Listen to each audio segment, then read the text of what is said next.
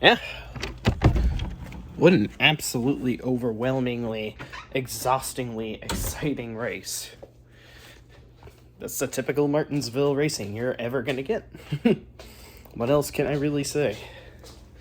Absolute chaos and ecstaticism to the max. Whew. Oh boy, I have so many emotions right now. But we're gonna get to those.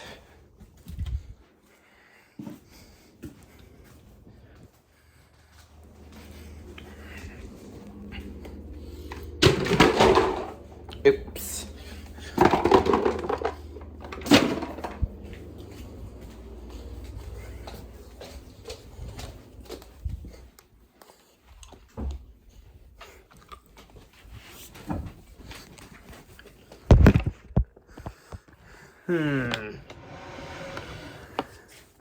Hell yeah for Alex Bowman, so yeah.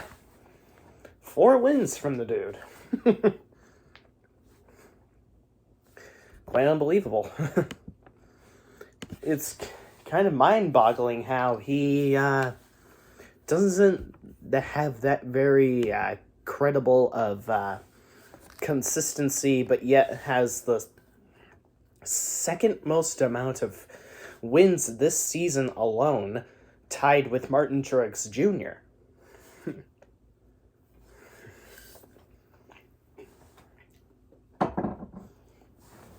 This is pretty much like a Casey Kane season at best. You finally have your breakout season after going through so many trials and tribulations, but you just can't find the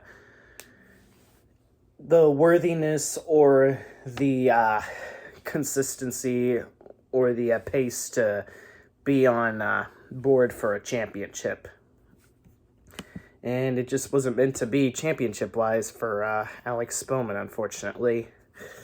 But 6th win of his career. What more can I really say? Both. It's funny how both the top dogs of Hendrick Motorsports had to choke away their race victories in order for Alex Bowman to win. Exhibit A was Pocono when Kyle Larson blew the tire, and now, well, you all know what happened because, well, I am not the most thrilled with what Brad Keselowski did. Not happy. Not happy.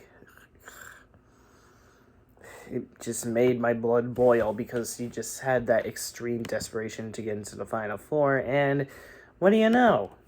Dumping someone did not fucking pay. Fuck you, Brad, but we're going to continue to talk about Brad here just a moment. So, yeah. While it was just a dominating performance by Kyle Larson and mostly Chase Elliott, it looks like Chase Elliott was going to be on board for a Martinsville win, and he locked himself into the Final Four by winning both Stage 1 and 2.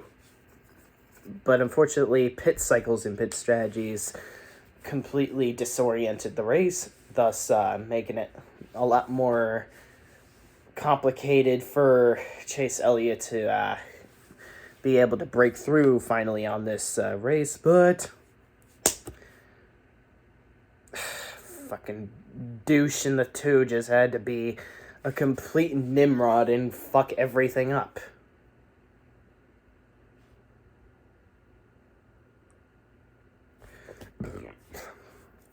Oh, there's a lot more to this. Bowman was battling with Denny Hamlin for the race win. Truex was battling against Brad Keselowski so he could get into the Final Four to have the uppercut against his teammate, Kyle Busch. Truex ends up passing Brad Keselowski cleanly, but then Alex Bowman hilariously kicked Denny's ass, and then chaos ensues.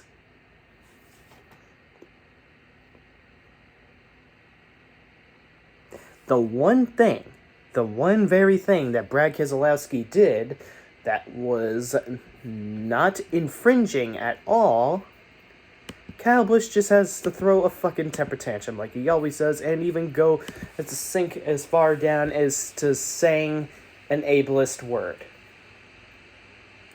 To the Kyle Busch sycophants that always lambast Kyle Larson fans because he said the N-word, explain yourselves now. Oh, what's that? You can't explain yourselves? Maybe it's because Kyle Busch is a complete and utter raving douche, and don't even pull the freedom of speech card. Fuck you, take that excuse and shove it up your fucking ass. You were talking about the supposed ultimate role model of NASCAR. Kyle Busch is the role model of NASCAR. He's the 2-time fucking champion of the active fucking field. You were talking about a driver who is, rightfully so, held to a higher standard.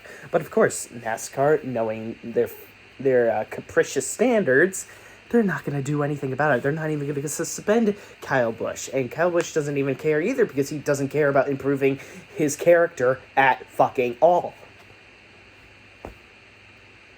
I don't understand why people still like this raving douche canoe.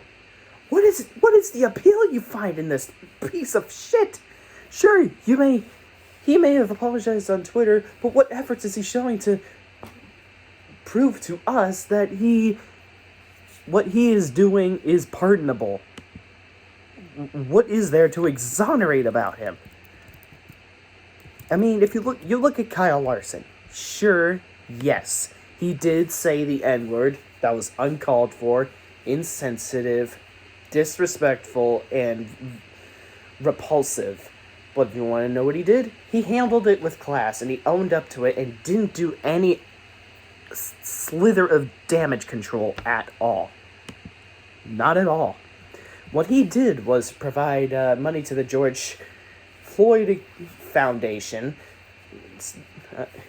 gave great gratitude to Bubba Wallace when he was going through a lot of shit at Talladega, whether it was a pole rope or a noose, he still had to deal with a lot of shit, especially when people kept taking that incident out of context by calling Bubba a liar when he didn't even put that rope there in the first place, especially when NASCAR made the call to start a fucking riot all over social media.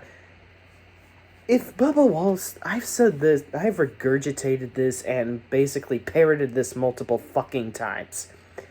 If you're doing something good enough for Bubba Wallace to forgive you after you said a racial slur, you're doing something right.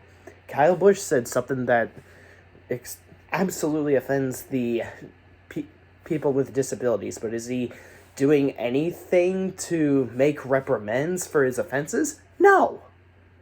He, as always, is embracing what a complete and utter raving douche, what an insensitive scumbag, sucking his thumb under the dark stairs, crying like the fucking coward he is. Because he's afraid of consequences. Aw, how sweet that he said he's sorry on social media. Maybe he actually cares because he's afraid that the consequences will eat his ass up. Because as if it's already bad enough, he gimped himself out of the fucking Final Four like the complete and utter clown he is.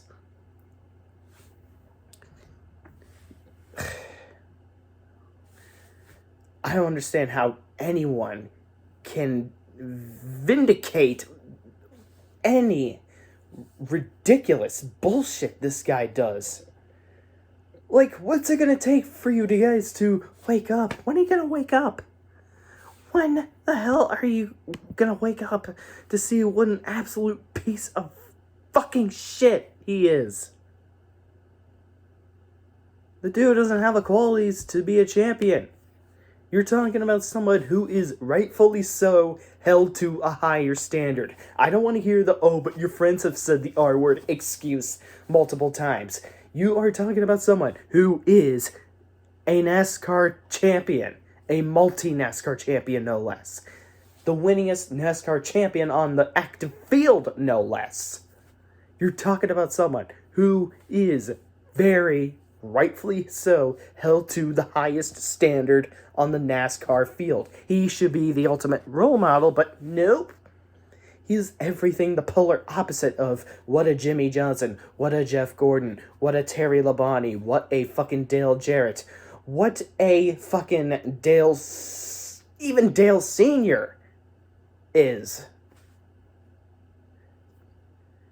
Take those excuses, put them in a blender, put them in a wood chipper, put them in a meat grinder, throw all the debris, pour it with gasoline, and light the fire to it, and take the ashes and shove it up your ugly, unwiped ass. Jesus fucking Christ. Sure, I may be mad and pissed off at Brad Keselowski myself, and he certainly should be held accountable to it, but are we gonna go as far as to say ableist, filthy fucking words that should never be uttered? Fuck no! And a lot of you people are gonna say, oh, don't be so politically correct or SJWs. Get that shit out of here! You'd be pissed if I called your candy ass a fucking thin-skinned boomer when I rightfully denigrate your candy ass. Go fuck yourselves. It's never a dull moment with Kyle Busch sycophants. I will never be able to find the capacity to comprehend what the hell they see in Kyle Busch. What's the appeasement? What's the appeal? Nothing. Absolutely nothing. Stop defending his loathsome actions.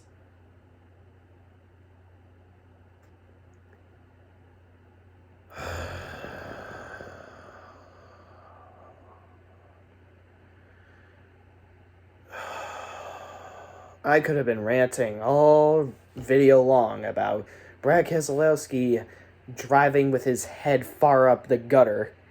But no! Kyle Busch, Denny Hamlin just have to be complete and utter raving douches. Oh, don't you think I'm gonna forget about your quote anytime soon, Denny Hamlin? Calling a driver who has 2 more wins than you a hack? Especially when you're calling that same driver a hack over the actions that you did 4 years ago to his teammate? Give me a fucking break. Fuck you, Denny. Fuck you. And it's no wonder why you don't even have a championship to your name, because you're too fucking inadequate to really get your fucking shit together. Oh, I hate Joe Gibbs Racing so much. I have nothing more than contempt, scorn, and disdain. They do nothing more than absolutely fucking disgust me to no end. To no end. And you know what? Know what's something else, Denny? I agreed with you about how SMI was completely ruining their beloved tracks, whether it be Atlanta Motor Speedway, and most recently Bristol. Well, these 2 tracks I'm about to mention weren't necessarily all beloved, but Kentucky, and then that was gone off the track. Texas, and then its points race was gone. First points race, that is. Then reduced to a gimmick all-star race. I agreed with you. I defended you to no end about how you were the voice of reason, about how SMI did everything to ruin the charm of a lot of beloved tracks. And I had just a modicum of love for you. Just a teeny tiny infinitesimal love for you for actually speaking out the facts. Same for Kyle Busch. But now, after your revolting actions, Denny, and you, Kyle Busch, I have nothing more than contempt for both of you. Nothing more than absolute ire, loathsomeness, and borderline disdain. You 2 scumbags should be fucking ashamed of yourselves. Fuck you. Get your asses handed to you. Get fucked. You deserve to lose that one, you freaking piece of fucking shits. And I hope Kyle Larson and Chase Elliott kick your ass at Phoenix, Denny. Next time you post about how teams put so much money and hard work into your cars. Think about the big one you caused on the final lap 4 years ago. Think about how you're doing nothing short of instigating the stupid scuffle between you and Chase Briscoe.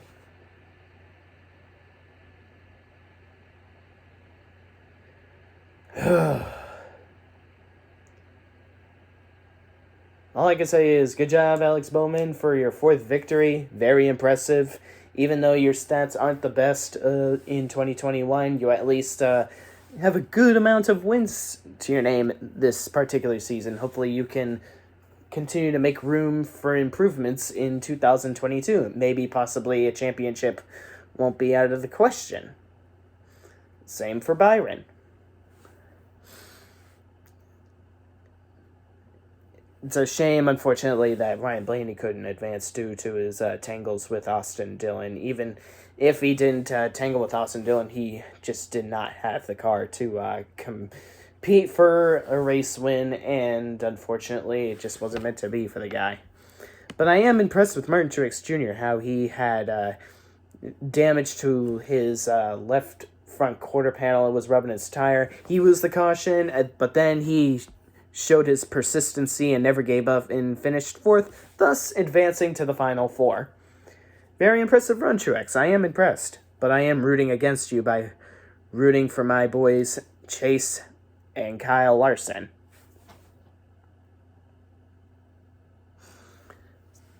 So if you win, well, good for you, but no one deserves it more than Kyle Larson.